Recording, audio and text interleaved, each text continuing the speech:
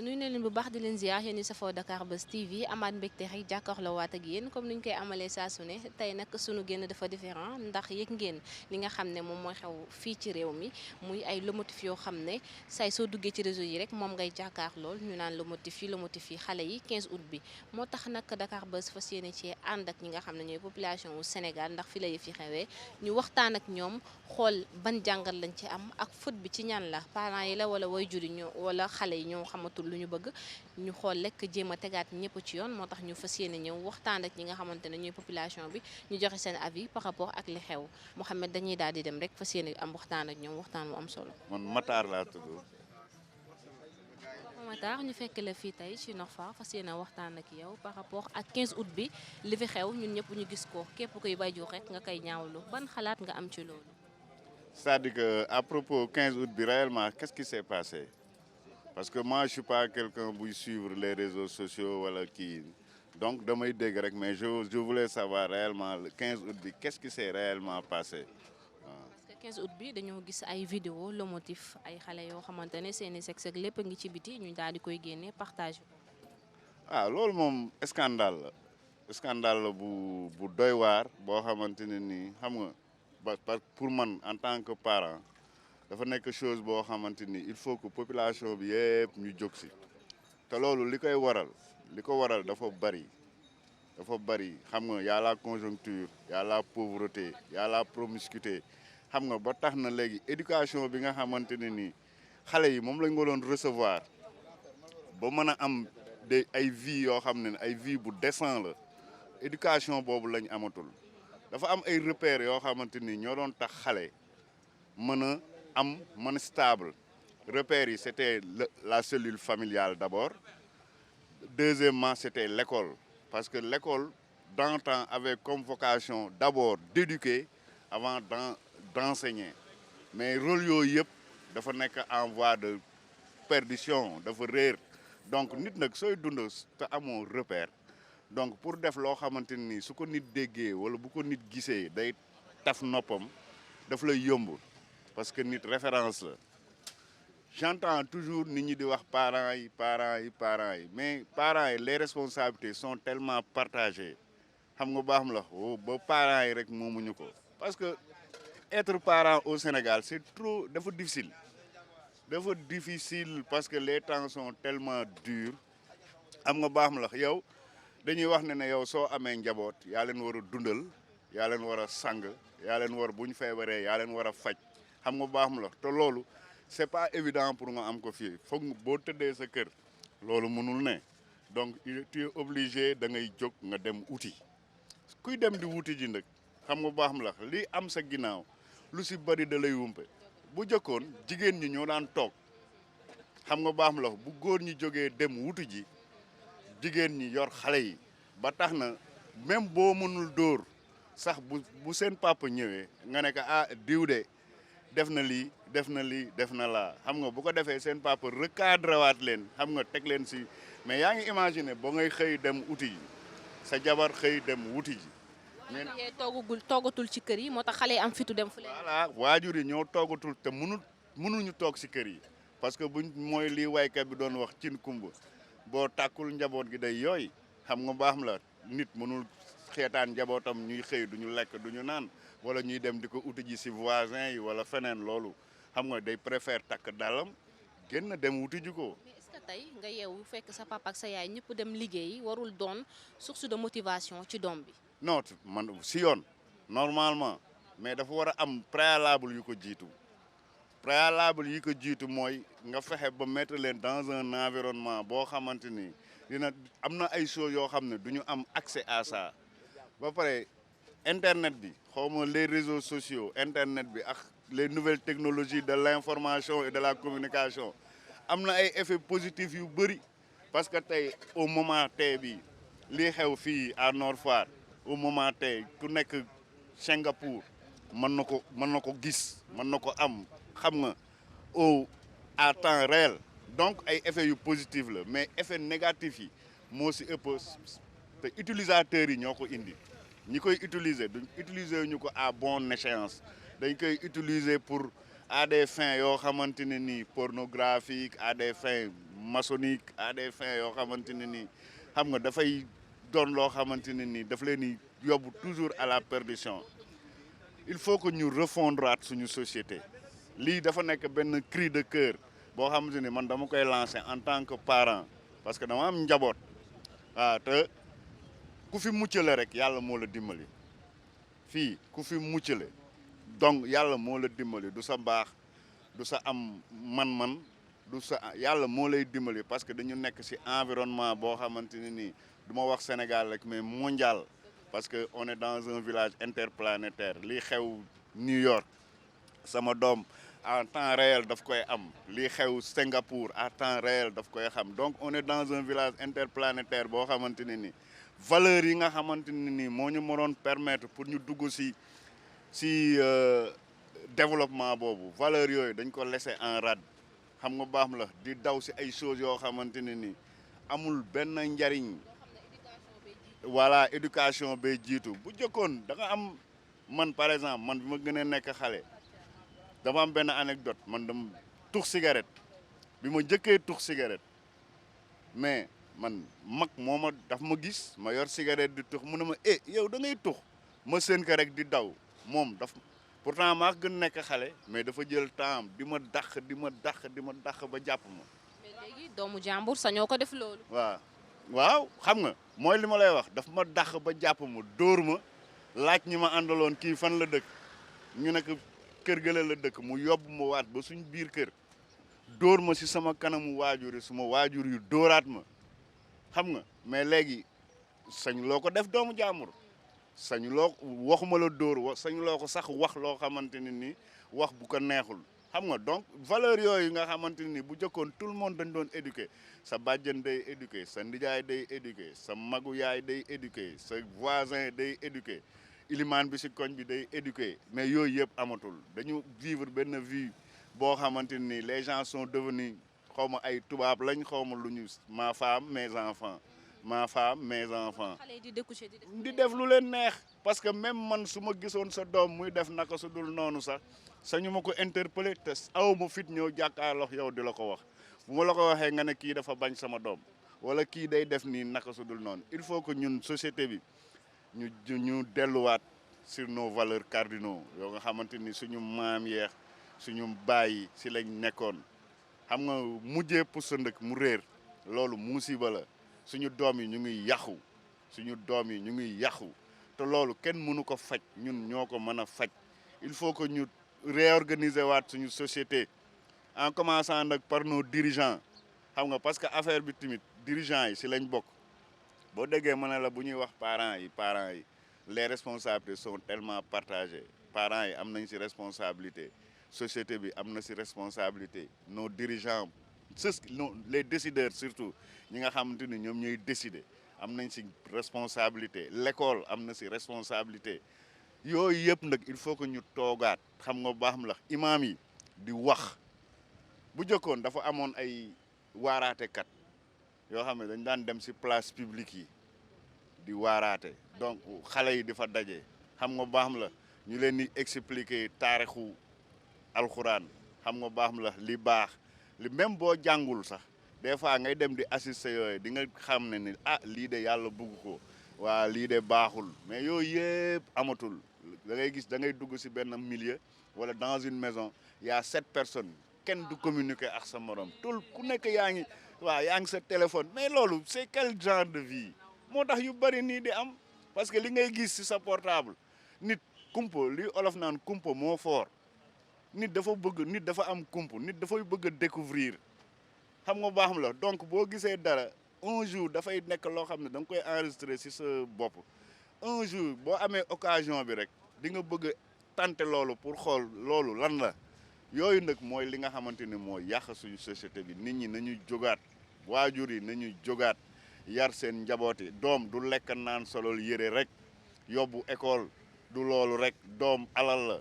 le plus beau cadeau que Dieu nous ait donné mooy jox ñu ay doom cadeau bi gën a neex du kër du oto du situation doom la doom moo gën a neex si li yàlla jagleel doomu aadama donc nag su la yàlla suturaalee parce que am na ñu ko bëgg amuñu ko am na ñu ko bëgg ñoo xamante ni yàlla suturaal na leen si lépp mënal nañ seen bopp si lépp mais cadeau boobu yàlla jagleew leen ko yow nag boo dundee ba yàlla jagleel la loolu da nga war a rendre grâce à Dieu rendre grâce à Dieu xam nga mooy lan mooy sa taxawaay bi nga xamante ni moom nga si war a am vis-à-vis non pas pour sa doom mais vis-à-vis de rendre grâce à Dieu xam nga taxawaay boobu da nga ko war a taxawee xam nga baax la parce que yàlla nee na nga ma may la nga sant ma dolli la ma nattu la nga muñ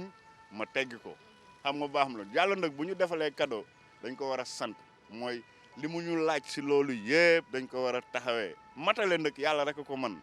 mais nit day def kéemtalaayal kàttanam boo defee sa kéemtalaayal kàttan suñ borom moom mooy ñëw ak kàttanam motalil la lépp nit ñi nañ delluwaat nit ñi nañ xoolaat njaboot gi lii di am fii chaque 2 jours nga dégg ne ay xale yu ndaw bu jëkkoon man fi mu ne ni man bu ma la waxee suma âge da nga naan kii man dem naa ba nekk mag am na ay parti si jigéen yoo xamante ne nii max samay morom bu ñu daan seetaani sabar dañuy jël ay seetu di ko teg si tëggkat bi di sëgg pour mën a gis parce que c'est des choses yoo xam ne tu ne le voyais pas doo ko gis mais léegi à bout de rue foo romb tu vas gis nit yoo xamante ne ni lu gën a sori si ñoom da nga koy gis su jigéen dafa gis nga société suñu doom yu góor yi sax grawul suñu doom yu jigéen yi surtout si lañ war a gën a appasanduru si lañ war a gën a toog taxaw parce que jigéen mooy société jigéen mooy àdduna gis nga bu la yàlla dimbalee ba nga am ay doom yu jigéen yu baax da ngay xamante ne ni yow sa dund niilul parce que dinañ la créer si àdduna ay doom ay nit yoo xamante ne ni dañuy nite parce que nit dafa am ñaar dafa am nit ak nite olof day wax naan nit nitee garabam mais man dama ne dafa juum nite mooy garabam nit dafa war a nite soo nitee da ngay xam fooy teg sa tànk da ngay xam looy wax da ngay xam looy def te loolu yar moo la koy may il faut que waajuree yaraat doom yi affaire bi du dem uti ji rek dem uti indi du loolu rek nañ ko diviser di uti ji di gérer njaboot gi waaw loolu daal laa amoon si li may wax quoi njaboot gi moom na si waajur yi li xew si jamono ji ëpp na ñun ñëpp a tiit boo amee doom sax da ngay tiit parce que day dem école day am ay xarit mën loo ko tere xam nga baax la lii moom du keneen te nee nañ l'eau prend comment l'appelle encore récipient bi muy jël forme boobu rek lay jël boo ko defee si récipient bu ovale l'eau aura la forme ovale soo ko defee si lu carré aura la forme carré donc loo defar te sibiti baaxul mun loo ko tëj si kër gi day génn bu génnee tamit sibiti day am si moom influence day fekk yàlla moo lay dimbali rek nga am ay base yu solide yoo ko si def yàlla nañu yàlla dimbali yàlla nañu yàlla taxawal si njaboot gi yàlla nañu yàlla suturaal xam nga ñii jaar côté yëpp yàlla mi nga xamante ni moom mooy jubal ku ko soob yàlla na yàlla delluwaat ñëpp teg leen si yoonu njub te waajur yi surtout waajur yi laay waxal parce que dañu wax naan doom bu baaxee ñëpp a koy jur mais su bonee tamit dañ la koy jàllax rek dañ naan doomu diw la mais bu baaxee dañ naan suñu doom la xam donc nag loolu nag il faut que ñu góorgóorlu si ba yàlla di ñu may suñu doom la bañ naan bàyyi sa doom la boo déggee ñu naan sa doom la rek c'est parce que am waaw. macha allah kàddu yi am na solo. waaw jaajëf Jibi laa tudd si la sant. Jibi ngay ndaw nekk ci dëkk bi ñu yëg ne li xew ci dëkk bi kat mu métti ñëpp doon loo xam ne képp kuy sénégalais rek yaa ngi koy nakarlu surtout jeunes yi nga xam ne bëgg nañ lu baax muy 15 août bi la motivé ñu gis xale yi génnee ban jàngat nga am ci loolu. déjà il faut savoir 15 août lan pour ñan la ak pour lan la c'est-à-dire que léegi boo demee sax ci baar yi laa lay wax en général ci yenn lieux yi ñi ngi fay fekk ñoo xamante ne ay musulmans la ñoo ëpp sax ñi nga xamante ne ñoom lañ jàppee ne ñoo war a utiliser yenn affaires yi donc ceci dit que ne dañoo tëpp suñu culture dem fekk ji tubaab bi ci lu mu bëgg à 100% 15 août soo ko déggee en général ñi nga xamante ne ñoom ñoo ko yorool ñoom liñ ciy def bokkul sax ak ñi nga xamante ne ñi ngi rax di ko ci dugal maintenant nag jeunesse bi dañoo toll benn niveau boo xamante ne da ngay dégg ñu naan la buzz da ngay dégg ñu naan la bëgg a bokk da ngay dégg ñu naan la système d'adaptation ak tubaab yi ni ñu dundee nit day nekk fii nii par exemple ci biir Sénégal di jot ay information yu xew biir États-Unis par la suite day bëgg a def ni américain bi di comportant di sol ni américain bi di solo di wax ni américain bi di waxee te fii kat dañoo am ay kilifa yu baax yu fi tëdd yoo xamante ne dañ daal di def benn éducation bu exceptionnelle ci jeunesse bi et tout mais su demee ba génération yëpp par génération ñu koy assurer ñu dem ba yegg si ñun suñu genre gi bëgg a taal réew mi yàq réew mi ci ay détails il faudra que l'État prenne ses responsabilités par rapport ak niveau yooyu noonu yëpp mais surtout les réseaux sociaux ak lieux yi nga xamante ne dañ fay dajale est-ce que xam nga affaire bu mel nii État am na ci part de responsabilité parce que lieux yoo xamante ne ay booy xëyuñu gontuñu nga jël dugal leen ci lieux yooyu noonu pour lan ay góor ak jigéen mais c'est évident que dina am lu fa xew c'est très évident donc il faudra que l'État prenne ses responsabilités il faudra ñi nga xam ne ñooy bailleurs yi ak ñi nga xamante ne tamit ñoom ñooy louer xale yi ñu xam booy louer nit ay AP ak nu mel sur ban contexte carte d'identité ndax majeur na ou pas parce que am na yenn lieux yoo xamante ne soo fa amul boo amul âge bu majeur bu doo fa am accès donc je pense que la responsabilité elle est partagée beneen aspect bu tuuti laa lay jox pour wane la le Sénégal de nos jours c'est tellement bizarre ñii di jaay seen bopp sax dañuy am carte yow mi nga xam ne da nga leen di jox carte bi nga ne musulman nga da ngay xëy di dem di liggéey fin du mois ci alal boobu la ñuy rocce di la fay ngay yëkkati di jox sa famille ñuy lekk est-ce que ñu ngi lekk lu la c'est-à-dire que c'est tellement vague que boo waxee lii rek da ngay bàyyi leneen lu si des mais ce qui est sûr et certain mooy que ni ko grand bi waxee sànq rek réew mi ñu ngi ci danger bu grave grave. tey foot boobu xale yi la ñoo xamul lu ñu bëgg wala waajur yi ñoo dese ak éducation parce que boo xëyee dem yaakaar naa ni sa doom war na bàyyi xel ni ki dem kat li ma neex la bëgg moo tax mu xëy dem liggéey. Éducation de nos jours dafa bizarre da ngay dugg ci bus rek bus ngay dugg nit toog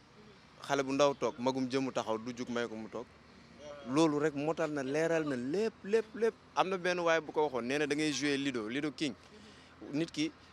tubaab bi dalay bàyyi yow nga dem mais kooku bu doon Lido sénégalais moom day préférer dugg si biir kër gi génnee la jàpp la ceci dit que ne éducation bi nekk ci mentalité booy comme ni ko philosophe bi waxee œil contre œil mènera un peuple aveugle mais fu mu toll nii c'est plus que œil contre œil c'est dent contre dent humain contre humain donc à un moment donné tamit parents yi am nañ ci part de responsabilité mais est-ce que tamit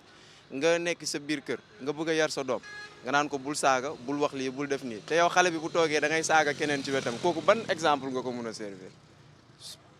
la plupart du temps da nga koy gis ci biir kër yi da ngay gis nit day tere xale bi mu def lii te moom day def biir xale bi jàkkaarloo moom te xale lu mu gis rek lay répété te moom lay màggaale donc ceci dit que ne parents yi am nañ ci part de responsabilité ci éducation bi parce que bu njëkk nu ñu doon yaree xale yi ak léegi bokkul léegi boo laalee doomu jàmbur ñu ne la dama lay yóbbu gendarmerie parce que am na code nangam am na loi nangam bu wax doomu jàmbur waroo ko laal effectivement doomu jàmbur waroo ko laal mais su fekkee doomu jàmbur waroo ko laal te doomu jàmbur mi ngi def lu mu war ta def da ngay romb ci mbedd bi sax nga dégg ñu naan la mbedd bi mbedd buur la te buur du dox ba sànni ci wala def ci lu bon voilà là où le bas blesse il y a énormément de secteurs d'ombre où les gens ne se rendent même pas compte que ne mi ngi nekk di yàq la société et que nit ñi dañ ko ragal a wax wala je sais pas xaw ma lan la ba pare parfois da ngay gis xale bu solu rek génn romb ay parents bu romb nga apprécier yow mais ana yaayam ak papam fu mu dañ naan la jëndoo ko jarul sa xaalis mais jigéen bu xëyul gontul di joxe dépense seen biir kër mais y a tellement de choses à dire dans la société bu rombee solu chaque jour góor dugg góor génn mais parce que lan mi ngi neexal paa bi mi ngi neexal mère bi mais comme ni ko grand bi waxee sànq il faudra vraiment ñu reconstruire li nga xamante ne mooy lépp lam na wàllum éducation la ak nu nu mel. xaalis yàqul valeur yi ba tax jigéen xamatul lu mu bëgg xamatul moom mooy kan. xam nga xaalis amul xet te du wax. xaalis amul xet du wax chaque génération bu ñëw xaalis day ànd ak moom dégg nga fi ñëpp màgget nañ ba mu saf xaalis lu mu génération bu ñëw xaalis ngay yor sax mu màgget nga yóbbu ko banque ñu jox la bu bees kon xaalis boobu màggetul waaye tamit léegi rek bu fekkee nag ñëpp dañoo jël mettre tout au-dessus de l'argent wala sax l'argent au-dessus de tout du moins ban système lay amati da ngay romb ci koñ bi sax amoo dara ñu lay jàppee ku dof nga am xaalis fekk ne yow yaa gën a dof ñu wér ñi mais ñu jël la teg la kilifa gi da ngay dem benn cérémonie wala dara nga solo lu correct ñu ne nañ may kilifa bi mu romb nga gis benn solu ne ne ñu ne ko pousse mu taxawee ne c'est-à-dire ceci dit que ne nit ñi léegi xaalis la ñuy jaamu xaalis la ñu gën a valoriser moom la ñu gën a gëm que li nga xamante ne mooy leen ci yax bu rëy lan mooy yax bu rëy Sénégal y a tellement de choses fi kan moo fi yor yax bu ndaw kan moo fi juddoo ci famille bu ndaw y a tellement de choses à rectifier que parfois langage yooyu ñuy jël sax di ko waxataanee ñi di ko dégg ñu koy dugal ci musique yi ci réception yi ci mariage yi à un moment donné nit ñi dañuy dem ba di ko dëggal et effectivement c'est ce que vivent les gens dans mais tey parce que peut-être vidéo yi daan na am mais daawuñu ko publier mais su xewee balaa nga gis vidéo yi sax da ngay jot ci information par rapport ak réseaux sociaux yi dañ naan kaa am na le motif amati na nit ñi dañuy yàkkamti daw seetaani ko lu tax ñu bëgg xool ñaawteef ñun sénégalais. parce que y a des gens qui sont animés que pour ça am na ñoo xamante ne ay dañuy liggéey ci internet bi ñun ñaari ay confrères lañu xam nañu bu baax li système bi demee am na si ñoo xamante ne pour ñu am benn nombre de vues bi ci YouTube am benn buzz bi nga xamante ne day tax gars yi di liker seen ay kii dañuy obligé di dugal yenn éléments yi ci internet bi loolu moo leen di may nombre de vues loolu mooy doon seen gagne-pain et ils se rendent même pas compte que ne léegi YouTube fayatul non seulement nombre de vues fayatul like mais durée de consommation lay fay mais nag gars yi loolu moo leen di arrangé ñuy dugal ay parfois nga gis nit wax ci nit lu ñaaw def ko titre bu exceptionnel nga am curiosité dugg te pourtant boo fa duggee bokkul sax li nga xamante ne moom moo xew mais information yi ñu koy wax mu jaarul yoon sénégalais moo bëgg lu salte tey boo doon def lu important ni peu de personnes ñoo lay suivre mais bu dee lu salte rek ñëpp dañuy mun a ñëw adhéré ci di ci suivre boo dugaloon tey diw wax na diw lu ñaaw defal titre par exemple nga ne Ousmane Sonko wax na li président de la République mais boo yeewal lendemain da ngay gis ne ni yow ba jour ba xalif bi wootee muy wax sax bu Ousmane Sonko mooy ëpp vue bu xalif bi di wax parce que les Sénégalais sont animés pour affaire lu bon c'est-à-dire système psychologiquement les Sénégalais ont changé de telle sorte que ça pose problème. Maintenant quelles sont les mesures à prendre pour éviter yenn situation yi ba tax na 15 août bu amaatee rek xale yi dinañ xam fu ñuy yem. Prendre des mesures très drastiques par rapport ak li nga xamante ne nga loué appartement ci nit bu amul âge bi nga war ko mën a jox en plus nga loué appartement boo xamante ne c'est très luxueux pour des gens qui travaillent pas dañuy ñëw feetu ak ay jigéen ak ñenn ñooy dugg ci appartement bi loolu je pense que responsabilité état bi la mais tamit parents yi ñoo ciy jàppale état bi parce que y a énormément de choses yoo xamante ne état bi mënu ko contrôler parents yi ñoo koy contrôler jéem a canaliser seen doom ñu jéem a ràññee ñi nga xamante ne dañoo nite te ñu jàppee leen dof ak ñi nga xamante ne dañoo dof ba pare nekk ci biir nit ñi ñu jàppee leen ay nit parce que am na yoo xam ne bàyyi ma moo koy def su demee ba ay nit benn góor di dajale ay jigéen yu bëri ci benn appartement ak ay jigéen di dajaloo ay benn góor ñaari góor di defuñu dara lu dul filmer seen bopp ñu koy dugal ci internet bi lendemain ñu rombaat ci koñ bi nit ñi di leen gis loolu mooy wane ne vergogne amatul sens ci biir réew mi loolu mooy wane ne gis éducation bi am na problème donc nañ ku si nekk na jël responsabilité boobu sa doom bu jigéen fu mu toll nii da ngay yar rek waaye yàlla rek moo ciy teg loxoom parce que c'est tellement difficile que ne doo xam kan mooy kan da ngay yar sa doom ba mu normal ba mu baax nga xëy bis benn nit lay dajal ci mbedd bi mu métamorphosé psychologique am changé ko ba xale bi yàqu et que au début xale mun nga ko yar de telle sorte que ne comme ni ko grand bi waxee sànq li doon xew ci sabar yi ak léegi luy xew du benn mais léegi soo deful sinap jëloo amoo iPhone bokkoo ci société bi xale yi rafet yi boo amul iPhone doo ci am boo dul def sinap di wane yaa ngi ci resto yi doo fa am te nit day jóge fi dem resto lu yor dërëm mais vraiment lendemain ngay yeewu di ñaanaat donc il faudra prendre en compte tout ça et puis état bi teg ay mesures gis nga réew soo ko bëggee jiite man j'aime le président lu muy def parfois c'est bien mooy def teg mais réew boo ko bëggee jiite il faut nga drastique surtout jeunesse bu mel ni ñun parce que suñ ñu bàyyee rek dañ nar a yàq réew mi. man maa ngi tudd Pape Issa Traoré. Pape Issa naka nga gisee Sénégal jamono ji bu 15 août jotee rek xale yi daal di génnee seen ay lomotif daal di dem ci plage yi rek di fa def lu leen neex loo xamante ne bu génnee ñëpp a koy ñaawlu. Bon déjà man mii sax dama koy ñaawlu parce que comme ni ma ko xamee man te di ko pratiquer parce que nit say principe ngay am ak say valeur te dafa am loo xamante ne man dama jàpp ne bokkul suñuy valeur bokkul suñuy culture te loolu mi ngi gën a entaché ñun suñuy pratique ak suñuy génération yi tamit ñi ngi gën a pervertiru di dem parce que dafa am yoo xamante ne bu njëkk bi musuñu ko xam ñun sénégalais xamuñu ko woon wala musuñu ko doxalee ci suñuy jëfin mais tey dafa am benn laisser-aller boo xamante ne adoption culture étrangère bi moo ñu ko imposer ba nga xamante ne mi ngi dégénérer au niveau de nos enfants de nos frères de nos sœurs et cetera mais dafa di loo xamante ne conséquence de cause à effet la parce que li nga xamante ne suñu mag yi ñi ngi ko doon def di ko pratiquer si ñun ndaw yi mooy le fait que du ñu nangu jaxasoo góor ak jigéen du ñu nangu foo góor ak jigéen dès le bas âge mais tey loolu dañ ko dénigrer parce que bu ñu seetee tey dañuy préférer xale yi ñu boole leen ci ay crèche ñu boole leen ci ay endroit yoo xamante ne ñoom ñoo fay nekk góor ak jigéen yëpp di ci foo di ci kii mais dafa doy waar tey boo toogee ngay gis xale bu góor buy xëccoo doomu tubaab ak nawlem bu jigéen mais dafa di loo xamante ne foofu war na alerter bépp parent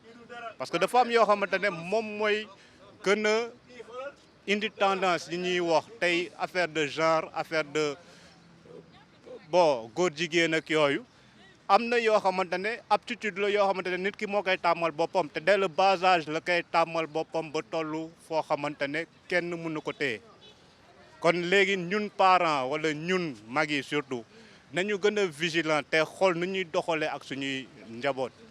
parce que dafa am yoo xamante ne buñ ko mag yi doon daw démb conséquences yi ñun ñi ko nangu ñun ñoo koy subir tey moo tax dafa am yoo xamante ne tey war nañu fexe ba nga xamante ne lépp loo xamante ne moo concerné xale bu góor ñu mun ko teg ci yoon bi nga xamante ne moom dina ko topp tàmmal ko boppam ba nga xamante ne bu màggee tamit duñ ko indil benn sikk wala duñ ko gisal benn sikk waaw. tey foot bi xale yi dañoo war a am motivation parce que ñëpp nee nañ parents yi dañuy xëy liggéey amuñu seen jot est-ce que loolu warul tax xale bi gën a am jom wala loolu tey moom mooy yàq xale yi ba tax na dañuy def lu leen neex di découcher te seen waajur yi duñ si yëg dara. si quelque part mun naa nangu ne si benn conséquence la bokk parce que ñàkk jot bi ngay consacrer say doom wala bi ngay consacrer xale yi en général moo waral yenn yi tamit xale bi di ko jàppee ne mooy dëgg di ko topp di ko tàmmal boppam mais am na bon comme ni ma ko waxee dafa am lu bëre loo xamante ne ñun suñu société ak culture yi nga xamante ne moom la ñu hérité mun nañ ko modeler de telle sorte que dinañu mun a contenir suñuy ndaw dinañu mun toppatoo suñuy ndaw léegi nañu xool moyen yi tax yenn débordement yi du am dès le bas âge dafa am yoo xamante ne waruñu duñu ne xale warul épanouir wala warul foo wala warul am épanouissement non mais dafa am par principe li nga xamante ne ça c'est à inculquer aux hommes ak li nga xamante ne ça a inculqué aux femmes mais bu xale bi demee ba réer ba xamatul li nga xamante ne loolu la jigéen moom wala góor foofu décadence mi ngi am te décadence yooyu nag moom la ñu warul seetaan muy gën a am doole mu ñuy gën a perturber ñun ci suñuy démarche suñuy façon de faire. tey une jeune fille de 16 ans 17 ans ku majeuragul war na yor téléphone yenn marque yi ba tax muy war a vidéo boppam wala nekk ci TikTok yi di def nag. non pas du tout pas du tout bon jeune fille de 16 ans sax pour man dinaa ne sore na mais man mi sax sama doom elle a bientôt 2 ans mais yenn saa yi dinaa ko permettre muy utiliser sama téléphone di seetaan ay YouTube ay dessins animés et cetera lu mu toll lool daal mais comme ni ma ko waxee c'est-à-dire dafa am yoo xamante ne parent bi moo ko mun a cerner ci doomam te lépp lu ñu mun a mettre à la portée de l'enfant ñu war ko mun a vraiment encadrer ci li nga xamante ne mooy comme ni ma koy waxee y a rien de mauvais kenn musu fi créer dara lu mauvais parce que suñu borom ci boppam mi ñu sàkk xamul lu bon kon dafa am loo xamante ne nuñ koy jëfandikoowee ñun mooy bon léegi nag sëgëm nuñ koy jëfandikoowee mooy bon dafa am yoo xamante ne boo ko teeloo woon ndaw ki day jàpp ne loolu mooy objectifu téléphone alors que c'est pas ça dafa am yoo xamante ne mun nañ ko def ñun en tant qu'adulte te xam responsabilité yi ci ne mais suñ ko nangulee xale yi tamit te encadré wuñu lay comme il se doit c'est sûr que dinañu def naka su dul noonu te balaa ñu ci xam dara fekk le coup est déjà parti. waajur boobu nga xam ne tey dina toog ci réseau yi wala génn rek ci YouTube wala Instagram bi gis doomam simeeku yaramu neen di def naka su dul noonu waajur boobu tey lan ma war a nekk devoir am ci doom jooju ban décision la war a jël. Bon si man bon cas de figure boobu ça c'est un cas qui tend à se répondre mais dafa am loo xamante ne tamit nit waroo ko pousser à ce que mu révolté wu parce que comme ni ma ko waxee waajur moo war a uuf njabootam ba nga xamante ne même bu amee ay cas yu mel noonu wala incident yu mel noonu faut pas fuir ses responsabilités da nga koy assumer te won ko ne carrément yow yaa fauté mais pas moom parce que dafa am yoo xamante ne bu ñu culpabiliser nit ki si loo xamante ne moom ignorance am toll na foo xamante ne li muy def sax xamu ko. kon faute bi waajur yi la. waajur yi la surtout parce que dafa am yoo xamante ne buñ ko teeloon xamal xale bi dina am fu muy yem ak yëf yi mais sëgëm tamit amul bon limitation wala amul fuñ koy naan lii bul ko def wala lii bul ko bu si dugg et cetera mais dina jàpp ne bon sëgëm mag yi ñi ngi koy def man tamit war naa ko def kon am na yoo xamante ne nag du lu baax te waajur bu ne war na mun a toog ak njabootam di ko conscientiser xamal ko ne tamit lépp lu fi ne tamit am na benn côté boo xamante ne c'est positif mais am na benn côté boo xamante ne c'est négatif te lu négatif li tamit bon bu amee war nañu mën a nangu xoolaat tamit nu ñuy defaraatee mais pas tamit délaisser wala abandonner nit ki à ses fins ba moom tamit muy am yeneen réaction yoo xamante ne c'est contradictoire ak suñu société. macha allah kàddu yi am na. merci beaucoup maa ngi leen di sant di leen gërëm di gërëm ñëpp ñu ñuy seetaan tamit.